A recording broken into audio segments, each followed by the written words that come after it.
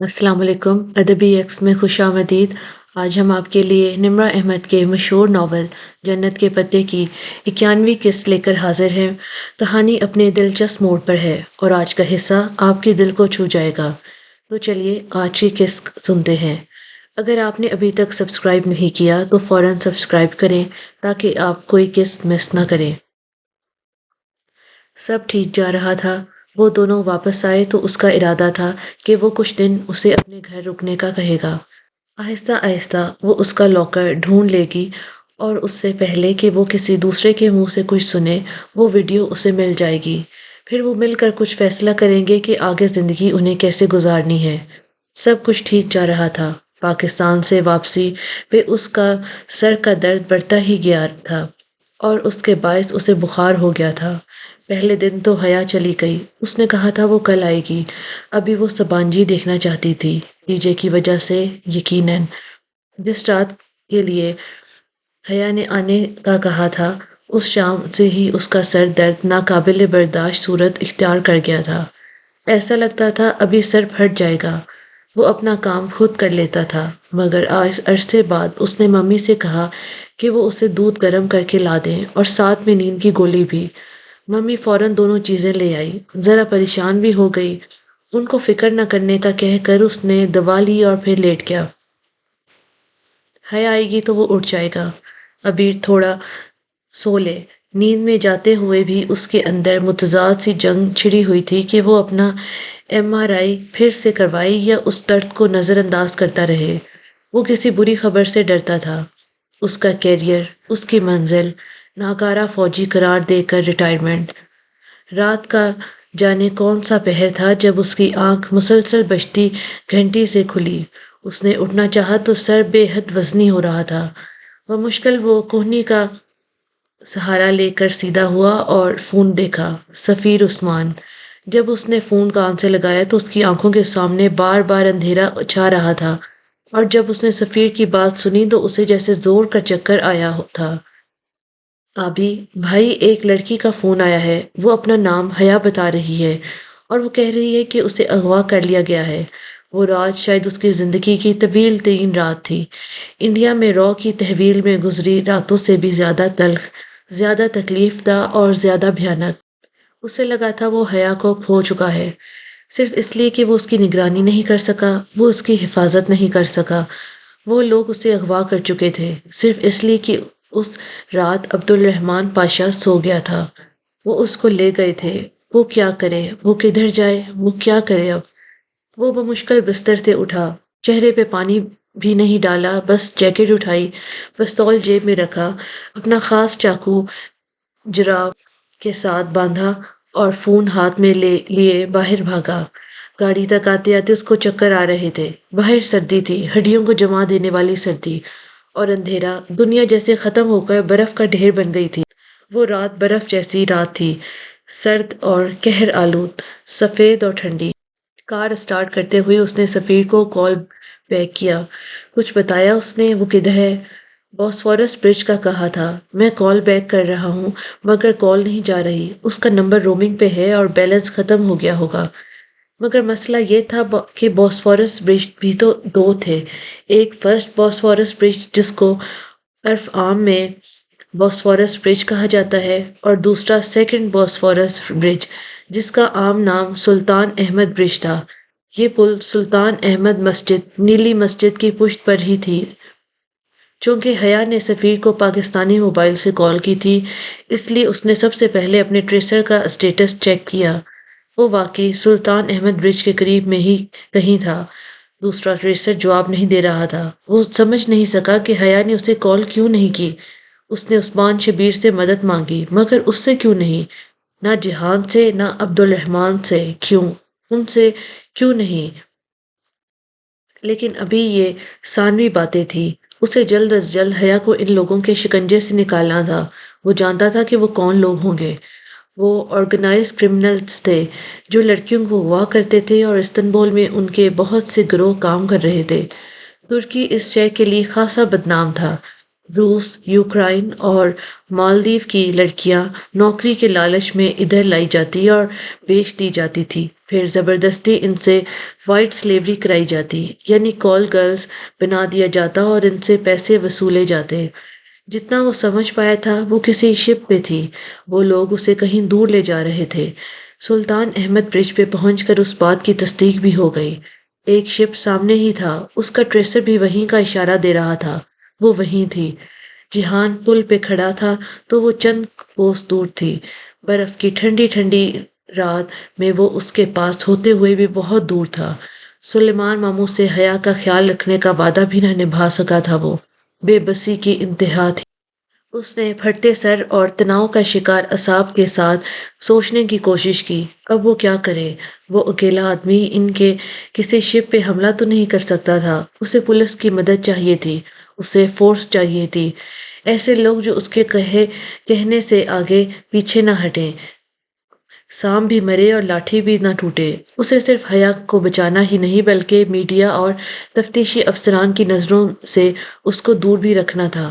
اس قہر آلود یخ بستہ رات میں وہیں کھڑے کھڑے اس نے اپنے تمام کانٹیکٹس استعمال کیے۔ بے حد شدید سر درد اور بار بار دھندلی پڑتی بصارت کے ساتھ وہ پل کے اس پار کھڑا تھا، ایک خوف جو ہر سو اس کے ساتھ تھا، کہیں وہ دیر نہ کر دے، کہیں کچھ برا نہ ہو جائے۔ بہت عرصے بعد اس نے خود کو اتنا بے بس اور مضطرب محسوس کیا تھا۔ وہ عبد الرحمن پاشا تھا مگر وہ کچھ نہیں کر سکتا تھا کیونکہ عبد الرحمن پاشا ایک بڑے نام کے سوا کچھ نہ تھا۔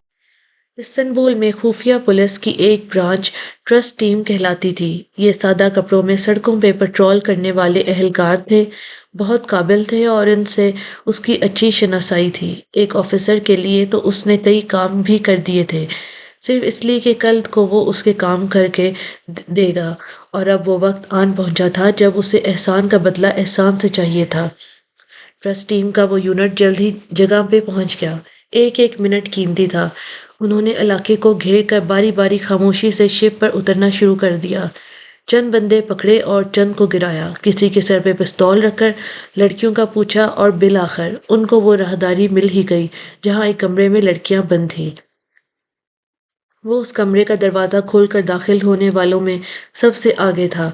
اندر ایک دم روشنی کی گئی اندھیرے میں بے ہوش نیم جان پڑی لڑکیاں بہت بری حالت میں تھی۔ وہ تیزی سے آگے بڑھا اور حیا کو ڈھونڈنا چاہا۔ کئی لڑکیوں کے چہرے دائیں بائیں ڈھلکے ہوئے تھے، اس نے ایک ایک چہرے کو موڑ کر دیکھا، حیا کہیں بھی نہیں تھی۔ یہ کیسے ہو سکتا تھا؟ آفیسر اپنی کارروائی کر رہے تھے، وہ کمرے سے باہر بھاگا۔ ایک آفیسر اس کے پیچھے آیا تھا، وہ پوچھ رہا تھا کہ اسے اس کی لڑکی ملی یا نہیں۔ وہ جواب دینے کی پوزیشن میں نہیں تھا، بس اس نے موبائل سے ٹریسر اسٹیٹس چیک کیا، وہ آس پاس ہی تھی مگر کدھر؟ شپ کے ایک بندے کو ایک اہلکار نے اپنے نرغے میں لے رکھا تھا، وہ ان سے ان کے بڑوں کا پوچھ رہے تھے۔ وہ ہکلاتے ہوئے اندر کی طرف جاتی راہداری کا بتانے لگا۔ جہان نے پوری بات نہ سنی اور وہ اس طرف بھاگا، ساتھ ہی اس نے حیا کو کال ملائی۔ حیا کا فون رومنگ پہ تھا اور کال نہیں جا سکتی تھی کیونکہ بیلنس ختم تھا، مگر اس نے سسٹم ہیک کر کے کال ملائی اور یہ سب تب ہوا جب وہ اور ساتھی افسر دوڑتے قدموں سے راہداری میں بھاگتے جا رہے تھے۔ اور تبھی اس نے ایک کمرے کے پیچھے سے اس نے حیا کی چیخیں سنی۔ وہ رک گیا، اس آواز کو وہ اچھے سے پہچانتا تھا، یہ حیا ہی تھی۔ اس کا دماغ گول گول گھومنے لگا، وہ دیوانہ وار چیخ رہی تھی، اسے لگا وہ اس کو کھو چکا ہے، وہ ناکام ہو چکا ہے، وہ اسے محفوظ نہیں رکھ سکا، وہ اپنی بیوی کی حفاظت نہیں کر سکا۔ وہاں مزید لوگ بھی آ گئے تھے، دو آفیسرز کمرے کے دروازے کے در سے اندر دھواں پیدا کرنے والے بم چھوڑنے لگے۔ وہ ہر چیز سے بے نیاز دروازے کو زور زور سے ٹھوکر مارنے لگا۔ وہ چیخ رہی تھی، کمرے میں یقیناً دھواں بھر رہا ہوگا اور وہ چیخنے جا رہی تھی۔ ایک مردانہ آواز بھی سنائی دے رہی تھی۔ زوردار ٹھوکر کے ساتھ دروازہ کھلا، وہ لوگ کسی سیلاب کی طرح اندر داخل ہوئے۔ عین اسی وقت اس آدمی نے اس کی بیوی کو آتش دان میں پھینکا تھا۔ وہ اس کی زندگی کا سب سے تکلیف دہ منظر تھا۔ کمرے میں بہت سا دھواں پھیلا تھا۔ وہ برف کی رات نہیں تھی، وہ آگ کی رات تھی، اور وہ کرسی پہ بندھی، زخمی، دکھائے گئے بازو کے ساتھ آگ کے قریب اوندھے منہ گری ہوئی تھی۔ اس کے لباس کا دامن جل رہا تھا، مگر باقی اس کا لباس ٹھیک تھا۔ ایک آفیسر تیزی سے اس کے لباس کو بجھانے لگا۔ جہان حیا کی طرف نہیں گیا، وہ تیزی سے اس پستہ قد روسی کی جانب بڑھا تھا جس نے اس کی بیوی کو تشدد کا نشانہ بنایا تھا۔ اس کی ہمت بھی کیسے ہوئی کہ وہ اس کی بیوی کو ہاتھ بھی لگائے؟ سر درد، بخار، فرسٹریشن اور غصہ، ایک جنون تھا جو اس پر سوار ہو گیا تھا۔ اس نے اس روسی کو گردن سے پکڑا اور پھر اسے دھکیلتے ہوئے اس کا سر دیوار سے دے مارا۔ روسی نے جواب میں اس کے سینے پہ زور سے لات ماری۔ وہ لمحے بھر کو سنبھل نہ سکا اور پیچھے جا کر لگا۔ سر پہ چوٹ لگی، پہلے سے موجود درد جیسے پھٹنے کے قریب آ گیا، مگر اگلے ہی پل وہ دیوانہ وار آگے بڑھا اور روسی کو پھر سے گردن سے دبوچا۔ اسی جنون آمیز انداز میں اب وہ اس کا سر بار بار دیوار سے مار رہا تھا۔ لہو لہان ہوئے روسی نے جوابی حملہ کرنے کی کوشش کی، مگر وہ نہیں رکا۔ اگر اس کا دوست آفیسر اس کو نہ پکڑتا تو شاید وہ اسے جان سے مار چکا۔ بمشکل ان لوگوں نے ان دونوں کو چھڑوایا۔ اپنے ہونٹ سے رستا خون جیکٹ کی آستین سے صاف کرتے ہوئے وہ خود کو آفیسر کی گرفت سے چھڑاتا ہوا تیزی سے حیا کی جانب بڑھا۔ تب تک وہ بے ہوش ہو چکی تھی۔ شاید اس نے دھوئیں سے بھرے کمرے میں بھی اسے پہچان لیا ہو۔ گو کہ یہ مشکل تھا، مگر یہ وقت یہ باتیں سوچنے کا نہیں تھا۔ وہ ابھی صرف اور صرف اس کی خیریت۔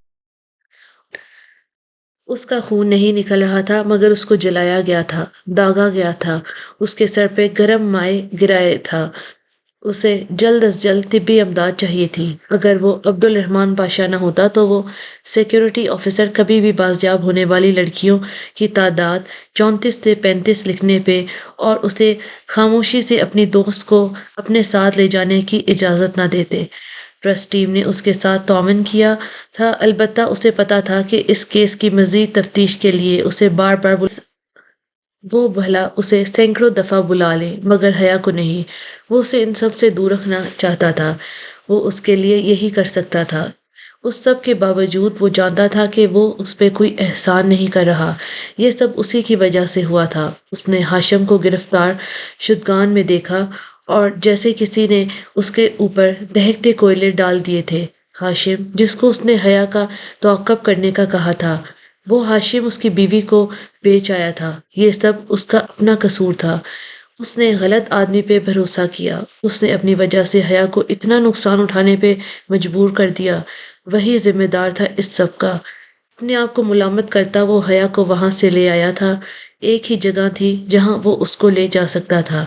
جہانگیر ممی کے پاس بھی نہیں۔ ممی یا کسی بھی رشتہ دار کو کچھ پتہ لگے، یہ نہیں ہونا چاہیے تھا، چاہے وہ ممی ہی کیوں نہ ہو۔ اب بس ایک ہی جگہ تھی، بیو گدا، عائشہ گل۔ وہ اسے اسپتال نہیں لے جانا چاہتا۔ اگر وہ اسے اسپتال لے جائے تو صبح تک پورے ادالار کو خبر ہو جائے گی۔ اپنے کسی آدمی پر اسے بھروسہ نہ تھا کہ وہ حیا کو کسی دوسرے کے ساتھ اسپتال بھیج دے۔ وہ اتنا ہرٹ اور اتنا پریشان تھا کہ وہ آخری جگہ جہاں سے بات باہر نہیں نکلے گی اسے ادالار میں اپنا گھر۔ حیا کے زخم ایسے نہ تھے کہ اسے فوری طبی امداد کی ضرورت پڑتی۔ مرہم پٹی تو خود بھی اس کی کر سکتا تھا، مگر سارا مسئلہ اس کے بالوں کا تھا۔ اگر وہ خراب ہو گئے تو وہ ساری زندگی خود کو معاف نہیں کر سکے گا۔ ابھی جلد از جلد اس کے بالوں سے ویکس اتارنا تھا اور اس مسئلے میں عائشہ اس کے لیے کچھ کر سکتی تھی۔ عائشہ کو ان کاموں کا کوئی تجربہ نہ تھا ہوگا، وہ کوئی پیرا میڈیکل اسٹاف نہیں تھی، وہ تو چھوٹی سی لڑکی تھی، مگر وہ ایک بات جانتا تھا، وہ اس لڑکی پہ بھروسہ کر سکتا تھا۔ آگے عائشہ کیسے حیا کے بال ٹھیک کر سکتی تھی، یہ عائشہ کا مسئلہ تھا۔ خوف اور اچانک بڑی افتاد انسان کا اصل پوٹینشل اس کے سامنے لاتے ہیں، اور وہ اس طرح کے شدید حالات میں ایسے کام کر جاتا ہے جو عام زندگی میں اسے لگتا ہے کہ اس سے کبھی نہیں ہو پائیں گے۔ اس وقت بھی اسے عائشہ سے اسی پوٹینشل کی امید تھی۔ وہ عبد الرحمن کے لیے کچھ۔ عائشہ اور بہارے اس روز اکیلی تھی، آنے کچھ رشتہ داروں سے ملنے شہر سے باہر گئی تھی۔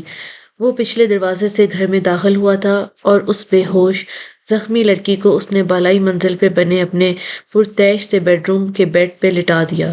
تب بھی وہ نہیں جانتی تھی کہ اسے کون ادھر تک لایا ہے، اس برف اور آگ کی رات میں۔ وہ تیزی سے زینے پھلانگتا نیچے آیا اور عائشہ کے کمرے کا دروازہ کھٹکھٹایا۔ دھڑ دھڑ دھڑ، اس نے دروازہ پیٹ ڈالا۔ کیا ہوا؟ کون؟ عائشہ سر پہ اسکارف لپیٹتی نیند سے گھبرا کر اٹھی اور باہر نکلی تو اسے سامنے دیکھ کر حیرت سے آنکھیں پھیل گئی۔ تم انڈیا سے کب آئے؟ اور اسے تب یاد آیا کہ دلار والوں کے لیے وہ انڈیا ہی میں تھا۔ آج ہی آیا تھا۔ مجھے تمہاری مدد چاہیے، اوپر آؤ۔ جینز اور سویٹر رف ہو لیا، بکھرے بال، اینک غائب۔ یہ وہ عبد الرحمن تو نہیں تھا جسے وہ جانتی تھی، مگر جیسے کہ اس نے کہا وہ دونوں بہنیں اٹھ کر اس کے ساتھ اوپر آئی۔ سارا معاملہ ان کو سمجھا کر جہان نے جب مدد کے لیے کہا تو عائشہ دس بزب سے بیڈ پر پڑی حیا کو دیکھنے لگی۔ تم اسے ہسپتال لے جاؤ، یہی ٹھیک رہے گا۔ مجھے تو کچھ نہیں سمجھ آ رہا۔ نہیں، کل صبح ہم ڈاکٹر گھر پہ بلا لیں گے، ابھی مجھے صرف اس کے بال بچانے ہیں۔ تم کسی طرح تمہیں کیوں لگتا ہے کہ میں یہ کر سکوں گی؟ تم خود ہی تو کہتے ہو عائشہ گل کبھی کچھ نہیں کر سکتی۔ اس نے ملال سے کہتے ہوئے بے ہوش پڑی لڑکی کے چہرے کو دیکھا۔ وہ اکثر یہ بات کہہ دیا کرتا تھا کہ تاکہ عائشہ سب کچھ کرنا سیکھ جائے۔ پلیز عائشہ، کچھ کرو، مجھے کسی پر اعتبار نہیں ہے، اور اگر تم کچھ نہ کر سکتی ہوتی تو میں فیور لینے تمہارے پاس کیوں آتا؟ وہ اس کے سامنے کھڑا بہت ٹوٹے ہوئے لہجے اور سطح چہرے کے ساتھ کہہ رہا تھا۔ اوکے، ہم کوشش کرتے ہیں۔ اس کے انداز میں کچھ تھا کہ عائشہ سویٹر کی آستین پیچھے چڑھاتی اٹھی اور غنودہ لڑکی کے سرہانے آ بیٹھی۔ بہارے البتہ صوفے پہ بیٹھی ہتھیلیوں پر چہرہ گرائے گہری سوچ میں گم تھی۔ کچھ بھی کرو مگر مجھے اس کے بال واپس چاہیے، وہ صوفے پہ بیٹھتے ہوئے پھر سے جیسے منت کر رہا تھا۔ اس کے چہرے پر زمانوں کا کرب و تکلیف رقم تھی۔ اس کے بال بہت خوبصورت ہیں اور مجھے وہ واپس چاہیے۔ کیا وہ تمہیں اچھی لگتی ہے؟ بہارے نے بہت سوچ کر سوال کیا۔ عائشہ نے تادیبی نظروں سے اسے گھورا مگر وہ جہان کی طرف متوجہ تھی۔ وہ چند لمحے اسے دیکھتا رہا، پھر آہستہ سے سر اسبات میں ہلایا۔ بہت زیادہ، اور اگر اس کے بال خراب ہو جائیں تو یہ تمہیں بس بہت ہو گیا بہارے گل، عائشہ نے سختی سے اسے ٹوکا تو اس کے منہ بسور کر سر جھٹکا۔ وہ مجھے تب بھی اچھی لگے گی۔ کچھ دیر بعد وہ مضبوط لہجے میں بولا تو بہارے نے ناک سکیڑ کر منہ پھیر لیا۔ اسے جیسے یہ بات بالکل بھی پسند نہ آئی تھی۔ عائشہ اب اس کے بالوں کو چھو کر دیکھ رہی تھی۔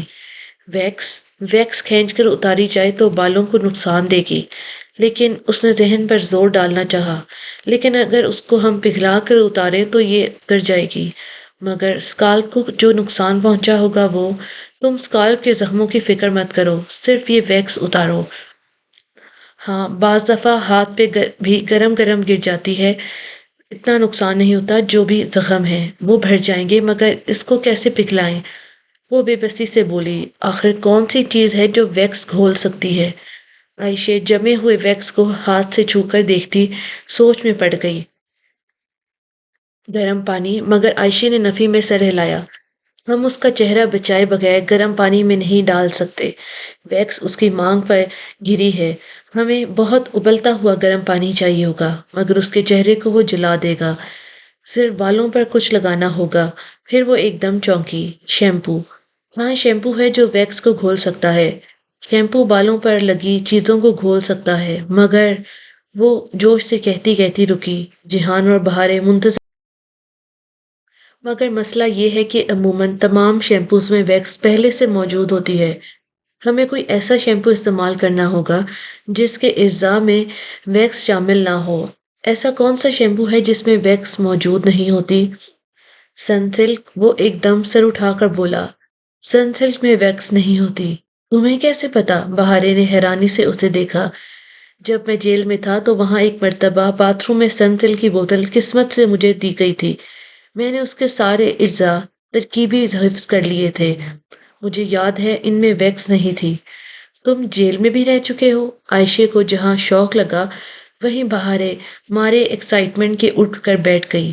واقعی تم جیل میں رہ چکے ہو؟ وہ بے حد متاثر ہو چکی تھی۔ ہاں، بس ایک دفعہ غلطی سے، بس ایک رات کے لیے۔ جاؤ تم سنسلک لے کر آؤ، میں اسٹڈی میں ہوں۔ وہ دکھتے سر کے ساتھ وہ ٹھیک سے بات نہیں سو اٹھ کر اسٹڈی میں جا بیٹھا اور سگریٹ جلا لی۔ وہ آگ اور برف کی رات تھی۔ یہ خیال ہی کہ حیا کو نقصان پہنچا ہے اس کے سارے جسم کو برف کی طرح ٹھنڈا اور مردہ کر دیتا تھا، اور پھر وہ آگ یاد آ جاتی جو اس لڑکی نے سہی تھی۔ سب اس کا قصور تھا۔ اس آگ اور برف کی رات پر وہی قصوروار تھا۔ اس کا دل بہت بری طرح سے دکھا ہوا تھا۔ اندر عائشہ نے بہت مستعدی سے کام شروع کر دیا تھا۔ سب سے پہلے اس نے ٹشو رول لیا اور بہت سا ٹشو اچھے سے حیا کے سر پر اس جگہ لپیٹا جہاں، پھر اوپر سے اس نے ہیئر ڈرائر چلا دیا۔ تیز گرم ہوا ٹشو سے گزر کر اس کے بالوں کو چھونے لگی۔ عائشہ اس طرح حیا کے سرہانے کارپیٹ پہ گھٹنوں کے بل بیٹھی، ہیئر ڈرائر پکڑے اس کے بالوں کے قریب آگے پیچھے کر رہی تھی۔ آہستہ آہستہ ٹشو تلے جمی ویکس پگھل کر ٹشو میں جذب ہونے لگی۔ جیسے ہی ٹشو کا وہ ڈھیر گیلا ہو گیا، بہارے نے جلدی سے اسے حیا کے بالوں سے اتارا اور ٹوکری میں پھینکا۔ تب تک عائشہ نیا رول کھول کر حیا کے بال، یوں تھوڑی تھوڑی دیر بعد وہ ٹشو بدل دیتی۔ بہت سارا ویکس یوں ہی اتر گیا، یہاں تک کہ اب ویکس کی آخری تہہ بالوں پر جمی رہ گئی جس سے بال نظر آ رہے تھے، پتلی مگر سب سے مشکل تہہ۔ اس کے لیے اس نے شیمپو استعمال کیا۔ تولیے کو اس کی گردن کے آگے پیچھے پھیلا کر، وہ عبد الرحمن کا بیڈ تھا اور اس پر وہ ایک بھی داغ برداشت نہیں کرتا تھا۔ اس نے اسپرے سے حیا کے بالوں کو گیلا کر کے نرمی سے ان پہ شیمپو کا مساج شروع کیا۔ امی، درمیان میں ایک دفعہ اس کی آنکھ بھی کھل گئی، شاید اس کی آنکھوں پہ پانی گرا تھا۔ اس نے فوراً بہارے کو آہستہ سے کہا، عبد الرحمن کو۔ عائشہ کے ہاتھ ابھی جھاگ سے بھرے حیا کے بالوں پر تھے۔ بہارے سر ہلا کر تیزی سے باہر بھاگی۔ وہ اسی طرح اسٹڈی میں بیٹھا، کھڑکی سے باہر تاریک رات دیکھتا، سگریٹ پھونک رہا تھا۔ بہارے بھاگ کے اس کے پاس آئی۔ وہ اٹھ گئی ہے، بس تھوڑی سی، زیادہ نہیں، اب کیا کریں؟ اس کے پکارنے پر وہ چونکا، پھر چند لمحے خاموشی سے اس کا چہرہ دیکھا، پھر فوراً اٹھ کر باہر گیا۔ جب وہ واپس آیا تو اس کے ہاتھ میں ایک سلیپ سپرے تھا۔ اس کو اس کے تکیے پہ سپرے کر دو، وہ پھر سے سو جائے گی۔ اس نے سپرے بہارے کو دے دیا۔ وہ سپرے پکڑے سر، اس کی ہدایت کے مطابق عائشہ نے سلیپ سپرے حیا کے تکیے پہ کر دیا۔ وہ جو ہلکی ہلکی جاگنے لگی تھی، پھر سے غنودگی میں چلی گئی۔ صبح فجر سے قبل تھوڑے بعد ضیاء کے بعد اس نے کے بال واپس اپنی حالت پہ آ چکے تھے۔ دوسری طرف وہ بھی واپس اپنی حالت پہ آ چکا تھا۔ البتہ اس نے ایک اور کام کیا تھا کہ جو تصاویر اس کے پاس حیا کی تھی وہ اس نے اسٹڈی کے کمپیوٹر سے پرنٹ آؤٹ کر کے اسٹڈی کی آویزاں پینٹنگز کے فریم میں اصل پینٹنگ اور شیشے کے درمیان لگا دی تھی، تاکہ یوں لگے کہ وہ تصاویر ہی فریم کی گئی ہیں۔ جب وہ ادھر رہے گی اور کسی دن وہ اس کمرے میں آ کر یہ دیکھے گی تو جان لے گی کہ وہ برا آدمی نہیں تھا۔ وہ اس کے بہت سے لمحوں میں اس کے ساتھ تھا اور اس کا خیال رکھا کرتا تھا۔ صبح تم ڈاکٹر لے آنا، باقی سارے کام وہ کر دیں گے۔ مگر ایک بات، جب صبح وہ دونوں کمرے سے نکلی تو اپنے مخصوص حلیے میں، سوٹ میں ملبوس، بال جیل سے پیچھے کیے، اینک لگائے، بریف کیس اٹھائے، تم اس کو نہیں بتاؤ گی کہ میں یہاں آیا تھا؟ بہارے، اگر تم نے منہ سے ایک لفظ بھی نکالا تو میں تم سے کبھی بات نہیں کروں گا۔ ہوں وہ نروٹ جب بہارے منظر سے ہٹی تو اس نے عائشہ کو مخاطب کیا، تم نے مجھے بہت بڑا فیور دیا ہے، تم اس کے بدلے مجھ سے کچھ بھی مانگ سکتی ہو، میں انکار نہیں کروں گا۔ وہ سنجیدگی سے بولا تھا۔ عائشہ کھلے دل سے مسکرا دی۔ میں صرف اتنا چاہتی ہوں کہ زندگی میں دوبارہ کبھی تمہیں کسی بڑے فیور کی ضرورت پڑے تو تم، بالکل، میں دوبارہ بھی مانگوں گا۔ وہ کیا ہوگا میں نہیں جانتا، مگر ضرورت پڑنے پر میں تمہارے پاس ضرور آؤں گا۔ ایک بات اور۔ قدرے رک کر اس نے کچھ بتانا شروع کیا جس کو سن کر عائشہ کے چہرے کی مسکراہٹ غائب ہو گئی۔ وہ تمہاری بیوی ہے اور وہ تمہیں کسی دوسرے نام سے جانتی ہے، پھر تم نے آنے سے کیوں کہا کہ تم اس سے شادی کرنا چاہتے ہو؟ وہ سچ بولنے والی لڑکی ایک دم ششد رہ گئی تھی۔ میں صرف یہ جاننا چاہتا تھا کہ وہ کسی امیر آدمی کے لیے اپنے شوہر کو چھوڑ سکتی ہے یا نہیں۔ وہ اتنا بڑا مسئلہ نہیں تھا۔ وہ اب عائشہ کے سوالوں سے جان چھڑانا چاہ رہا تھا۔ اپنوں کو ہر وقت جو بھی ہے تم بہارے کو یہ سب مت بتانا، میں نہیں چاہتا کہ حیا کسی اور کے منہ سے میرے بارے میں یہ سب سنے، ایسی صورت میں وہ کبھی میرا اعتبار نہیں کرے گی، میں اسے خود سب بتا دوں گا مگر کچھ وقت بعد۔